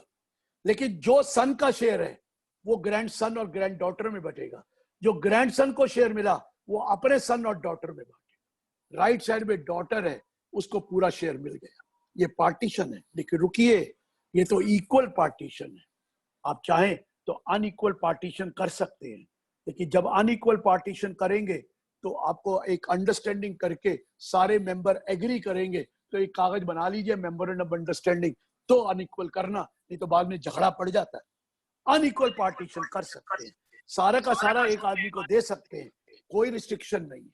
You can do unequal partition. एक और important है, अब आपकी इनकम 10 लाख या 15 लाख से ज्यादा हो गई तो आप क्या करिए, इनकम बांट लीजिए आपस में। Share of profit from HUF is exempt under 10(2). अरे फायदा क्या है एचयूएफ में रखने का? क्योंकि एचयूएफ में भी 30% टैक्स लगता है, इंडिविजुअल को भी 30 लगता है, तो इंडिविजुअल को दे दो ना यार। और अच्छा रहता है, एचयूएफ से पैसा निकालना बड़ा मुश्किल हो जाता है बाद में। एचयूएफ में प्रॉपर्टी लोग खरीद लेते हैं, बाद में बड़ी मुश्किल से बिकती है, क्योंकि वो कहते हैं कि खरीदने वाला कहता है कल कोई भी को पार्टनर खड़ा होकर कहते हैं मैं भी इसमें मेंबर हूं, आपने मेरा साइन क्यों नहीं कराया, और ये तो गलत किया मेरे फादर ने। इसलिए एचयूएफ की प्रॉपर्टी में प्रॉब्लम आती है। एचयूएफ का तो लोन ही नहीं मिलता, एचयूएफ को बैंक लोन नहीं देते। और अगर आप एचयूएफ पार्टनर है किसी फर्म में तो बैंक उस फर्म को भी लोन नहीं देते। तो मैं बार बार बोल रहा हूँ, एचयूएफ में इमूवेबल प्रॉपर्टी बड़ी मुश्किल से बिकती है। लोग कहते हैं कि एचयूएफ की प्रॉपर्टी खरीदनी हो तो खरीद लो, लेकिन वो फंड एचयूएफ के होने चाहिए। नामकर्ता थ्रू लिखना पड़ेगा, through HUF of the such and such, through karta of such and such. HUF का प्रॉपर्टी एचयूएफ के नाम होनी चाहिए, पर एचयूएफ के नाम नहीं होती है, होगी कर्ता या मेंबर के नाम पर, बट उसके थ्रू लिखोगे ऑन बिहाफ ऑफ एचयूएफ। आप 10 लाख से ऊपर इनकम आ गई, हर साल बांट लीजिए ना। आप अनइवन डिस्ट्रीब्यूशन भी कर सकते हैं, सारे मेंबर्स को डिसाइड शेयर ऑफ प्रॉफिट ले सकते हैं। लेकिन एचयूएफ मेंबर को गिफ्ट नहीं दे सकता, वो पार्शियल पार्टीशन माना जाता है। एचयूएफ गिफ्ट ले सकता है, दे नहीं सकता। आप एचयूएफ गिफ्ट ले ले, 56(2)(10) लग जाएगा। मेंबर से लेगा तो टैक्स नहीं लगेगा, अदर देन मेंबर से लगेगा तो 50,000 से ऊपर होगा तो टैक्स लगेगा। एचयूएफ गिफ्ट नहीं दे सकता, पायस पर्पस के लिए दे सकता है, रिलीजियस पर्पस के लिए, लेकिन अदरवाइज एचयूएफ गिफ्ट नहीं दे सकता। ये मैं बता दूं, वो पार्शियल पार्टीशन माना जाता है। एचयूएफ क्या खर्चा शादी पे कर सकता है? सारे मेंबर डिसाइड करे तो किसी की भी शादी पे कर सकता है। पहले तो अनमैरिड डॉटर के लिए होता था, अब तो अनमैरिड डॉटर या मैरिड डॉटर क्या फर्क पड़ता है, वो भी तो को पार्टनर। फैमिली के लिए खर्च कर सकता है, लेकिन किसी को एसेट नहीं दे सकता उसको को पार्टनर। एचयूएफ फैमिली में खर्च करे, जो मर्जी करे, एचयूएफ कर सकता है। एचयूएफ बिजनेस कर सकता है, लेकिन सीए उस एचयूएफ का कर्ता नहीं हो सकता। एचयूएफ कमीशन नहीं ले सकता 31। हाँ, एजेंसी बिजनेस कर रहा है, वहां कमीशन आ रही है, वो तो अलाउड है, उसमें क्या हो, तो पक्का अड़तिया है। मेरा पॉइंट ये है, एचयूएफ में तो बहुत और इश्यूज भी हैं, लेकिन मैं अब चाहूंगा कि आप अपने क्वेश्चन पूछिए, जितने भी सवाल, काफी सवाल होते हैं और उसमें काफी टाइम लग जाता है, तो इसलिए मैं सवाल अब आपके लूंगा। और जितने भी सवाल आप पूछना चाहते हैं, संदीप आ गया है, प्रदीप आ गया है, मुटरेजा संदीप आ गया है, संदीप पूछ सकता है, सवाल पूछिए, मैं जवाब दूंगा, सबके जवाब। I will request all the members to post their queries in the chat box.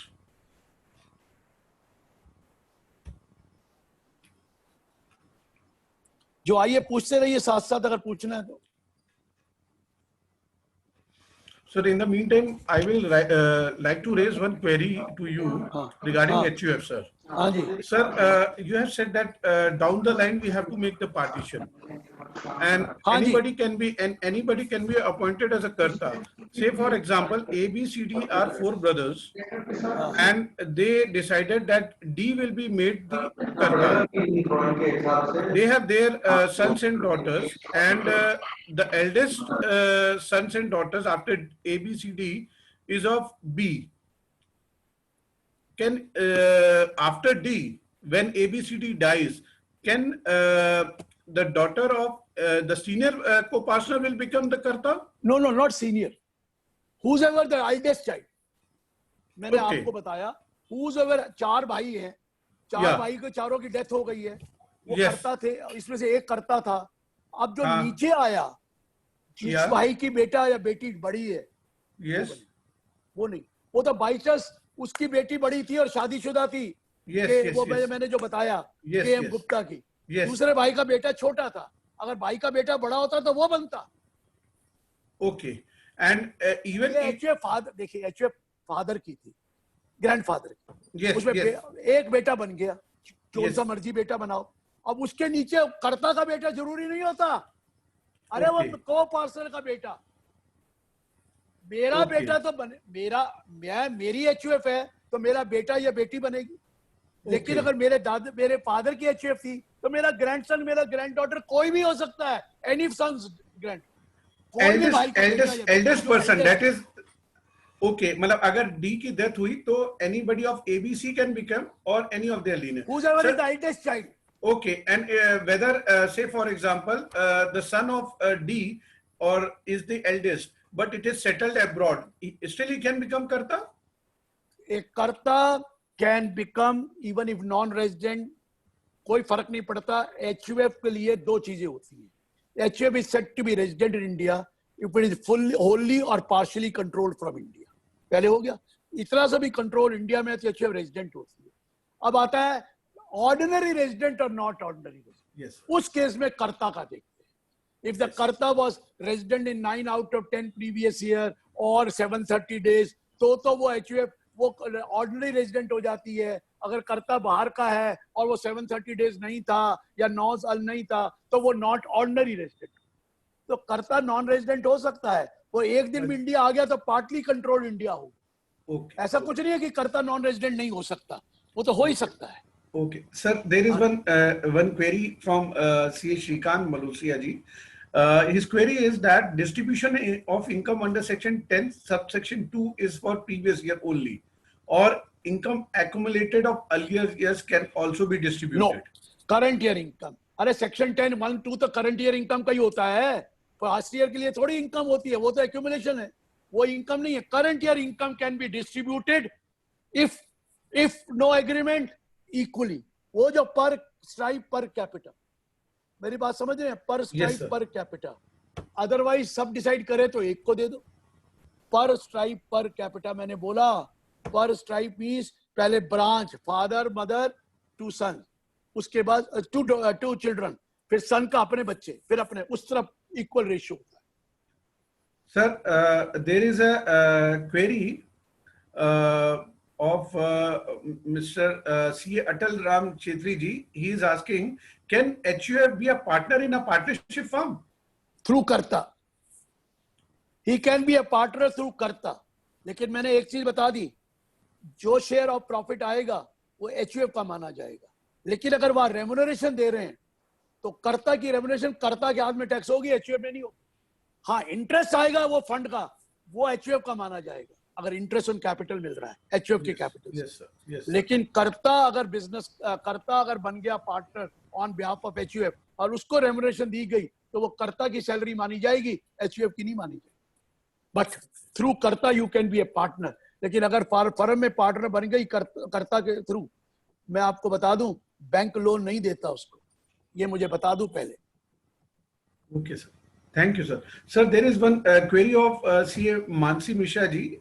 She is asking, will it be treated as partial partition if expenses are made by HUF towards the marriage of son or daughter? No no, if all the member decide nothing. Asset create नहीं होनी चाहिए उससे. खर्च कर दिया कोई बात नहीं, शादी में खर्च कर दिया ठीक है, बैंड बाजा बनाया, पार्टी वार्टी दी, खा पी के मौज कर लो. खा पी के तो एक्यूमुलेटेड वेल्थ को भी मौज कर लो, लेकिन गिफ्ट नहीं दे सकते. उसको गिफ्ट नहीं दे सकते उस पैसे से, क्योंकि आप फिर पार्शियल पार्टीशन मान लिया जाए। आप करंट इनकम से दे सकते, अदरवाइज पार्शियल पार्टीशन मानो। खाओ पियो मौज करो, इवन एक्यूमुलेटेड प्रॉफिट कभी खा जाओ तो कोई दिक्कत नहीं है, लेकिन पार्शियल पार्टीशन नहीं, एसेट नहीं देनी किसी। Okay, sir. Sir, there is one query of C. Anmol Jain ji. He is asking if property is received in succession by individual from her mother through will, and it is mentioned in will that property belongs to individuals HUF, but in the land records there is the name of Karta only. Then in such case, whether the property belongs to HUF? Yes, अगर will में लिखा है कि ये HUF की है, recital है, Yeah. और आपने कर्ता के नाम करा ली, कोई बात नहीं है, फंड एचयूएफ, वो माना जाएगा HUF. Okay. Recital should be there in the will that after my death such and such property will go to HUF of such and such person. That's all. Okay. Okay. Sir. Section, sir, CA Shrikant Mularsia ji is asking for regarding certain clarifications under section 13 subsection 3. He wants that you should brief out the provisions. देखिए 13(3) में ये लिखा है that funds of the trust cannot be utilized for the benefit of the person referred to in 13(3). 13(3) में लिखा है कि author of the trust or manager of author or settler of the trust or manager of the trust or for the benefit of trustee or the relative of that trustee or the manager or the author. relative की बड़ी डब्बी definition दे रही थी, उनके benefit के लिए नहीं होगा ये 13। लेकिन रुकिए 13(2) में लिखा हुआ है कि अगर आर्म लेंथ से लिया है, वो बेनिफिट दिया है या लिया है, तो फिर वो बेनिफिशियल नहीं माना जाता। 13(2) पढ़ लीजिए, उनको बोलिए 13(2) अगर मैं at arm length market value पे शेयर सर्विस दे रहा हूं और मार्केट वैल्यू से सर्विस ले रहा हूं, तो अगर ट्रस्टी अगर क्वालिफाइड है, वो कॉलेज का प्रिंसिपल बन जाता है, कोई फर्क नहीं पड़ता है, या उसके रिश्तेदार कॉलेज की लेक्चरर बन जाती है, कोई फर्क नहीं पड़ता, अगर क्वालिफिकेशन के हिसाब से उसको सैलरी दी जाए, क्वालिफिकेशन के हिसाब से, क्योंकि वो 13(2) में आ जाता है। एट आर्म लेंथ प्राइस में जो आपने मार्केट वैल्यू से सर्विस ली या मार्केट वैल्यू से सर्विस दी, तो कोई फर्क नहीं पड़ता, 13(3) वाले को भी बेनिफिट दे सकते हैं। चलिए आगे बोलिए। Sir, I would request members to pose their queries, if any. There are further queries, Pradeep ji, from I am reading out one of the query of the member. In case उपासना जी की बोल रहे हैं आप? नहीं, कांतिलाल जैन जी की। अच्छा, या आप ले ले, मेरी स्क्रीन पे उपासना जी की आ रही थी। ठीक है। In case of amount received in hundi where there is no detail available by temple and amount is more than 5%, what would be the taxability? साला पहले एक चीज आपको बता दूं, भगवान को जो मंदिरों को या चर्चों को या टेबल आता है, उसमें अनोनिमस डोनेशन नहीं होता। भगवान को तो मिलता ही गुप्त दान। अरे भगवान को कभी कोई गुप्त दान दिया जाता है? भगवान को तो नंबर 2 का ही पैसा ज्यादा दिया जाता है, और कहता है देख मैंने कमाया ये रात 2 करोड़ रुपया, ले तेरा 5% शेयर 10 लाख रुपया, मेरा 1,90,00,000 का ध्यान रखो। वो तो भगवान तो बेचारा शरीफ आदमी है, वो तो हर चीज में पार्टनर है आपका, वो तो हमेशा तथास्तु करता है, वो कभी मना नहीं करता है, तथास्तु। अरे आपने सीए पास करानी होती है तो उसको कहते हैं तेरे क्रेडिट में भी काम कर देता है, तेरे दर्शन तब करने आऊंगा जब मेरे को पास कराए, और वो पास करा देता है। अल्लाह मुझे पास करा दे, वो पास करा देता है, फिर आप जाके उसके दर्शन करने जाते, वो बेचारा क्रेडिट में भी काम कर देता है। अरे हमारी तो लड़कियों ने तो उसको और मिसयूज कर रखा है, वो 16 सोमवार के व्रत करके उसे कहते हैं हमारी शादी करा दे, वो कहता है करा देता है, तथास्तु। कहता भुगतना तूने है, मैंने थोड़ी भुगतना है, कर्म तेरे, चाहे तूने नंबर 2 का कमाया तो भी तेरे कर्म है, नंबर 1 का कमाया तो भी तेरे कर्म है। अरे वो चोर को भी तथास्तु कहता है, चोर जाकर भी तो पूजा करने जाता है, आज मैं जा रहा हूँ पूजा चोरी करने, मेरा ध्यान रखियो, वो कहता तथास्तु। वो कहता कर्म तो तूने देखने है ना, पकड़ा तू जाएगा, मरेगा तू, मैंने तो तथास्तु क्यों, मेरा भक्त है और भक्त की मैं हेल्प करूंगा, वो भक्त है। इसलिए जो भी मंदिर में दान आता है वो होता ही 99%, समझ गए ना किसका है, तो वो वहां पर अनोनिमस डोनेशन नहीं लगता, वो कॉन्सेप्ट ऑफ अनोनिमस डोनेशन वहां है ही नहीं 115 बीबीसी। हाँ, पार्टली चैरिटेबल और पार्टली रिलीजियस हो, तो जो रिलीजियस को आएगा वो उसके लिए अनोनिमस नहीं है, जो चैरिटेबल को आएगा उसके लिए डिटेल देगी।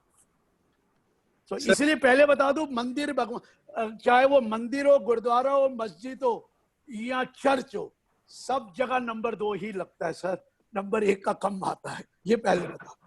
करोड़ों रुपया, अरबों रुपया आता है मंदिरों में, तो क्या नंबर 1 का आता है? गुप्त दान। भगवान कहता है तथास्तु। चलिए आगे बढ़ते हैं। Sir, there is a query of C. Upasana Avasthi ji. हाँ जी। If elder son of father is practicing chartered accountant and after father's death he became karta of HUF and HUF is already running one business, then what will be the consequences? मैं कुछ नहीं कर सकता। अगर कोई और सन है या डॉटर है तो उसको कर्ता बना दीजिए, अडल्ट मेंबर को। वाइफ कर्ता हो नहीं सकती उसकी, और आप करेगा तो इंस्टीट्यूट वाले पंगे ले लेंगे। अरे हमारे यहाँ तो हमारे बहुत बड़े महानुभाव सारे बैठे हुए हैं, वो तो FONO का बिजनेस करते हैं, फ्यूचर एंड ऑप्शन का, वो तो प्योर बिजनेस है। और है क्या वो? अरे शेयर की इन्वेस्टमेंट तो आप कर सकते हो अपने HUF में, FNO कैसे कर सकते हो? अरे वो तो इंट्राडे भी करते हैं। धन्यवाद। इनकम टैक्स थोड़ी मुझसे मना कर रहा है, वो तो इनकम आपका CA इंस्टीट्यूट कर रहा है। वो भगवान ना करे कोई कंप्लेंट कर दे तो दिक्कत है, अदरवाइज तो कोई दिक्कत नहीं। मैंने तो नहीं कहा। आपके पास कई मेरे से पूछते हैं, सर दोनों माइनर बच्चे हैं, बीवी है और फादर की डेथ हो गई, इसका HUF तक क्या होगा? वाइफ कर्ता नहीं बनती, she manages the affairs of the karta till the child gets the majority. जिस चाइल्ड की मेजॉरिटी होगी फिर वो कर्ता बन जाता है। वाइफ कभी भी कर्ता नहीं होती है। डॉटर कर्ता हो सकती है, वाइफ कभी कर्ता नहीं। लेकिन वाइफ को जब भी मिलेगा शेयर मिलेगा, लेकिन वाइफ मैनेजर हो सकती है to look after the affairs of the HUF till the child gets the majority. अरे यहां तक भी है, वाइफ की भी डेथ हो गई, हस्बैंड की भी डेथ हो गई, दोनों बच्चे माइनर हैं, तो HUF चलती रहेगी। अरे कोर्ट अपॉइंट कर देता है गार्डियन और वो HUF चलती रहती। तो HUF में तो ये लॉ है, लेकिन CA अगर है या तो बिजनेस बंद कर दे, इंस्टीट्यूट तो परमिशन देगा नहीं, बिजनेस बंद कर दे।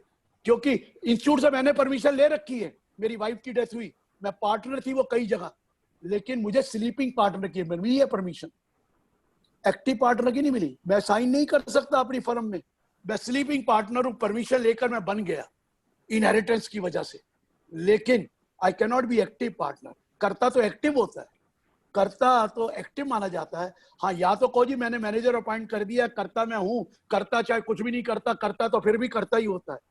इंस्टीट्यूट अगर परमिशन दे दे तो ले लीजिए, अदरवाइज कल भी कुछ भी हो सकता है, मैं पहले बता दूं, ये हम नहीं जानते। Sir, there is a query of CA Anmol Jain. He is asking whether there is a HUF of a CA. Will the income from future and option trading can be done in the name of HUF? अभी तो बताया, वो तो pure business है, वो तो pure business अगर आप करते हैं तो फंस जाएंगे। आपकी रिटर्न में बिजनेस इनकम दिखानी पड़ती है, और किसी ने बेवकूफ ने कंप्लेंट कर दी तो क्या होगा? कई पागल भी तो है ना हमारे यहाँ, तो Sir, अपना नहीं देखते, दूसरे लोग की कंप्लेंट करते रहते हैं। query है मनीष Solanki ji ki. हाँ, बोलिए। To file the return of educational institution, return form 7 is to be used. Yes. For app default, form 5 is selected. How to choose form 7 for educational institution? Sir form 5 होता ही नहीं है, 7 ही होता है। जब भी कोई एग्जामिशन लेनी है फॉर्म 7 है, चाहे वो सेक्शन 8 कंपनी हो, चाहे सोसाइटी हो, चाहे ट्रस्ट हो। और एक तो पॉइंट ये है कि अब हम एक और बड़ी गलती करते हैं कि ट्रस्ट के केस में हम AOP ले लेते हैं। अरे टी लो, AOP वाला मत लो, टी लो, पैन नंबर भी ठीक कर लो, टी होता है उसमें। और आपको टिक करना होता है फॉर्म 7 में कौन से सेक्शन में आप लेने जा रहे हैं, और वहां पर रजिस्टर्ड भी करना पड़ता है, रजिस्टर्ड नंबर डालना पड़ता है। तो मैं ये बता दूं, फॉर्म 5 करेंगे तो पूरी इनकम पे मैक्सिमम मार्जिनल रेट लगा देगा। और दूसरी बात एक और, जो ट्रस्ट रजिस्टर्ड नहीं है वो मर गए 1/4/2017 के बाद, अगर 50,000 से ज्यादा उनके पास टोटल पैसा आएगा, पूरी की पूरी इनकम टैक्सेबल है अंडर 56 सबसेक्शन 2 क्लॉज 10। जितना भी वॉलंटरी कंट्रीब्यूशन आएगा, चाहे वो मंदिर हो, चाहे गुरुद्वारा हो, चाहे मस्जिद हो, चाहे चर्च हो, चाहे वो चैरिटेबल हो, अगर रजिस्टर्ड नहीं है, 50,000 से ऊपर की रिसीट्स हैं, अगर वो कंट्रीब्यूशन है, पूरा टैक्सेबल है। मैं ये बता दूं आप 56(2)(10 में। Sir, there is a query of CA Rajmani Ganeshan ji. He is asking, family trust is preferred for estate planning. What are the advantages over HUF? You are talking about private trust. You are not talking about charitable trust. Charitable is always public at large. For estate planning, you want to create a trust for the family members. Family members. बड़े बड़े लोग करते हैं, छोटे लोगों को कोई फायदा नहीं होता है. बड़े लोग तो इसलिए करते हैं कि इतने बड़े बड़े करोड़ों रुपए के बिजनेस हैं, फैमिली में डिस्प्यूट ना हो जाए. So what they do is let them fight for whatever purpose, even will be disputed हो जाती है. मैं आपको बताऊं ना, ट्रस्ट तो आप बिल से पहले बना सकते हैं ना, during the life time. Trust बनाने में ये फायदा होता है because you have made it during the life time. After the death में तो फिर भी डिस्प्यूट हो सकता है, लाइफ टाइम में तो नहीं होता. आप ट्रस्ट क्रिएट करते हैं तो ये फायदा होता है कि let there be a fight but business will continue. आप ट्रस्टी बना देते हैं प्रोफेशनल्स को, आप ट्रस्टी बना देते हो बैंकर्स को, आप ट्रस्टी बना देते हो अलग, तो वो बिजनेस वो प्लानिंग इसलिए की जाती है कि there may be huge amount of business and the business may not be close down because of the fight between the brothers और the family. So we may create a trust. Otherwise छोटे आदमियों को trust बनाने का कोई फायदा नहीं है. वो तो अपने होश आवाज में दे देना यार जो देना है, लेकिन गिफ्ट मत करना अपने होश आवाज में बच्चों को. उतना करना, अपने लिए रख लेना, अपने लिए रख लेना. अगर मांगना पड़ा तो जिंदगी भर पछताओ. हम लोगों को आदत नहीं है. मैंने एक बार बता दिया, अपने बच्चों को उतना ही देना जितना उनको जरूरत है. अपने लिए सफिशिएंट रख लेना. अगर अपने लिए नहीं रखा तो ओल्ड एज होम में अपनी सीट बुक करा ले. ओल्ड एज होम में जाना पड़ेगा.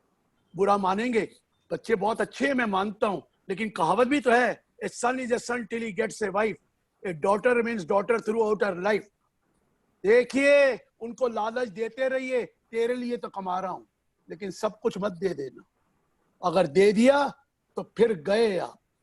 अरे मैंने तो ऐसे ऐसे देखे हैं, बाप का घर है, बाप को ही निकाल के बाहर फेंक दे. मैंने तो ऐसे ऐसे देखे हैं, और ना ही पूछूं, एक ही बेटा है और बाप का बिजनेस है और बेटा उसमें कमीशन खा रहा है.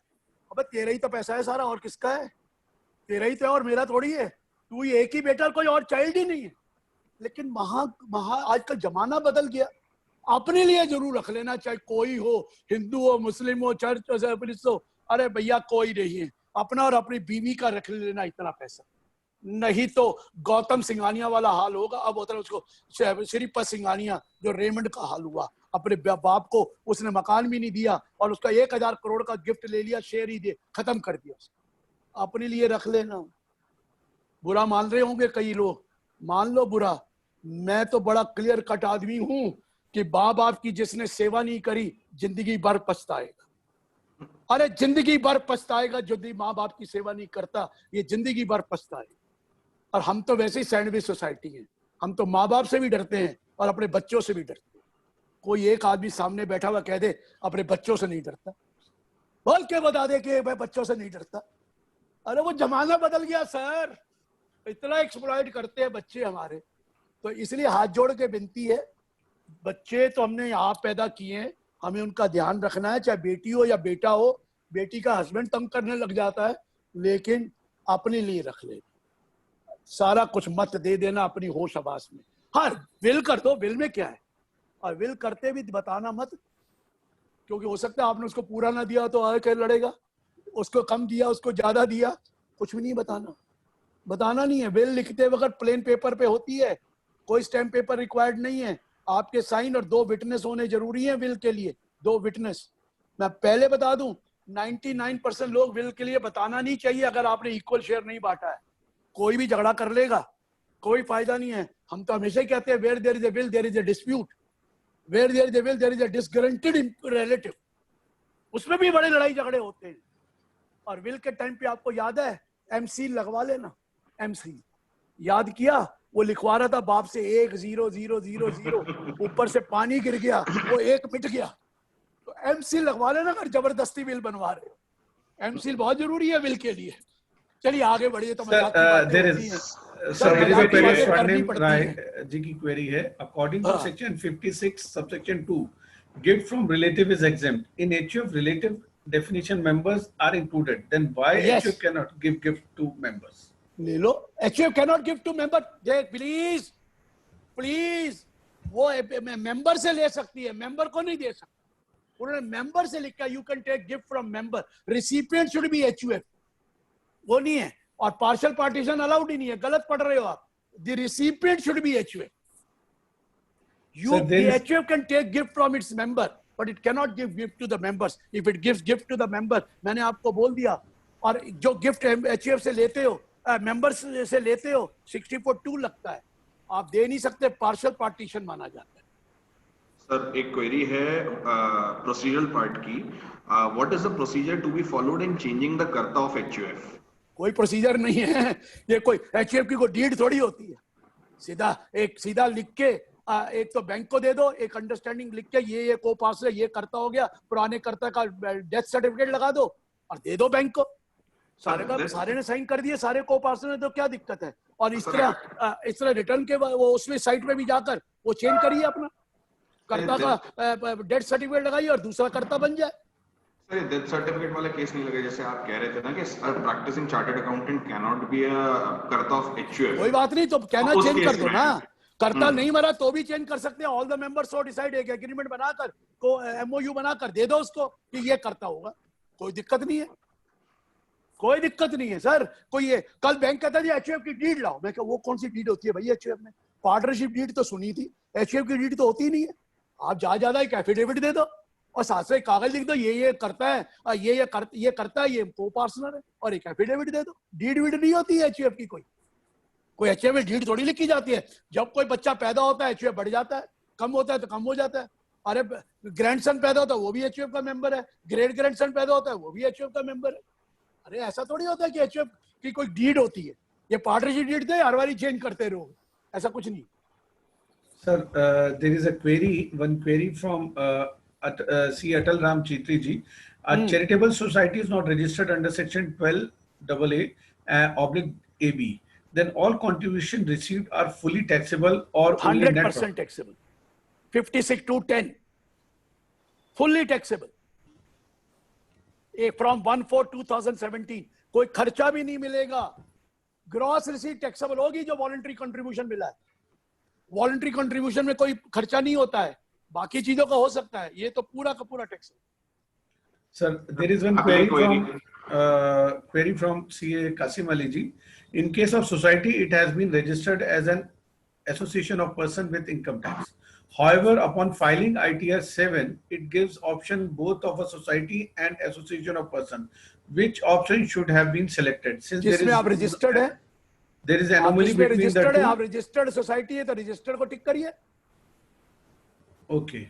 वो AOP ट्रस्ट के लिए भी तो होता है ना. ट्रस्ट तो ट्रस्ट के लिए होता है, आपको तो वही करना है. रजिस्टर्ड सोसाइटी टिक करिए. Yes, sir. सर अगली क्वेरी है, in case of 100% state government funded educational institute, approval from income tax department is required और नॉट? Not required. अरे मोर देन 50% है तो भी रिक्वायर्ड नहीं है, लेकिन हर साल देखना है, एवरी ईयर. हर साल 100% हो या फिर मोर देन 50% हो तो कोई अप्रूवल नहीं है, कोई रिटर्न कंपलसरी है, बाकी कोई कंडीशन है ही नहीं.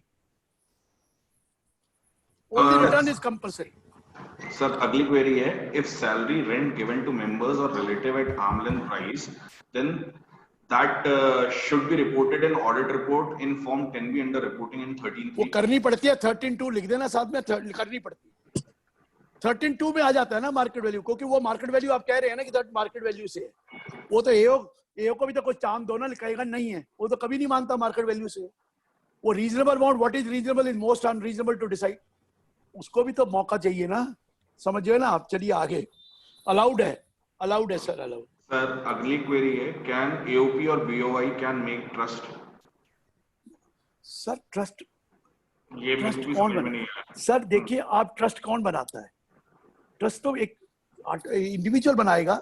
ट्रस्ट या बनाएगा कंपनी बनाएगी जो आर्टिफिशियल पर्सन है. AOP कौन सी चीज होती है? ग्रुप ऑफ पर्सन थोड़ी है. आप तो अलग अलग बनाकर ट्रस्ट को दे दो. ट्रस्ट को AOP थोड़ी बनाता है. ट्रस्ट तो AOP होता है. ट्रस्ट तो खुद ही AOP है. ट्रस्ट तो खुद ही AOP है. So there is query which you have already resolved of C. Atal Ram Chitri regarding administrative expenses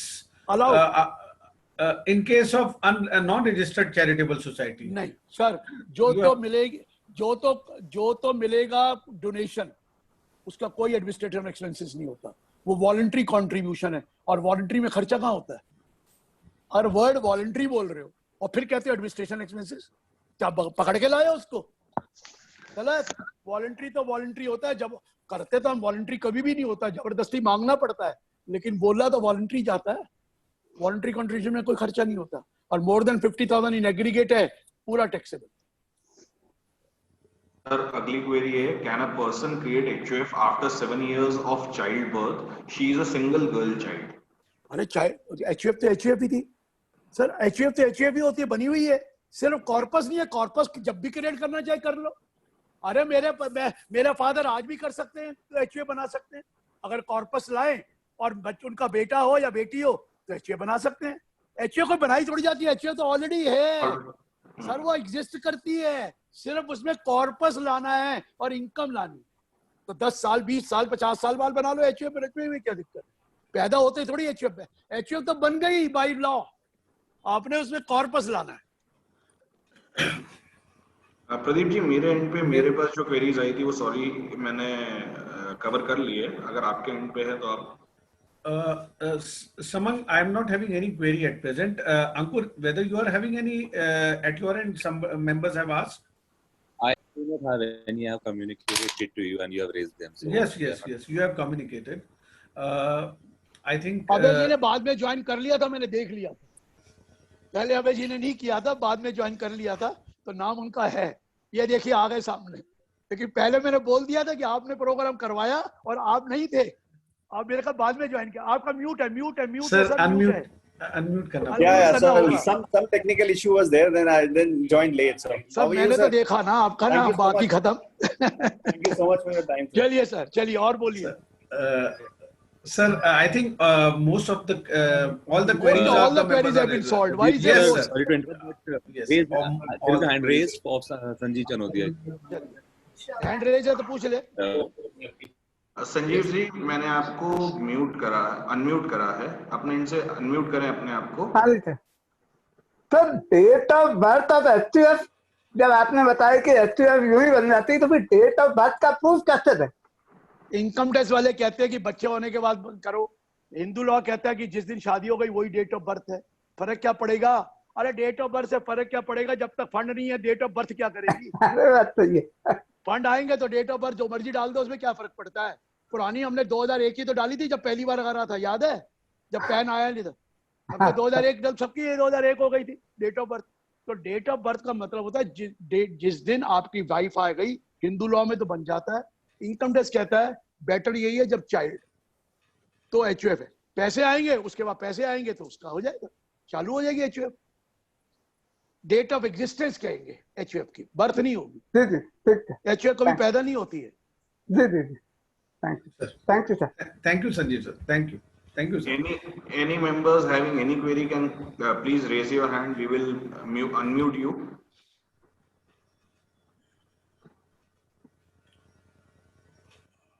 कितना जस्टिफिकेशन है कि 1:30 बजे तक करेंगे पूरा CP आवर्स के लिए। सर आपका इतना अच्छा सेशन है कि मतलब मैं तो मजाक तो करने दिया करो यार, मैं तो मजाक करता ही रहता हूँ। चलिए करिए। I think, sir, all the queries have been resolved, and anyhow, it was wonderful session from sir, and all the queries of members joining this virtual seminar have been resolved by you. I would request CA Anshul Agrawal, Vice Chairman, Bhopal Branch, to provide his concluding remarks. Thank you, Pradeep sir. Sir, it's always mesmerizing to listen to your role model. Thank you.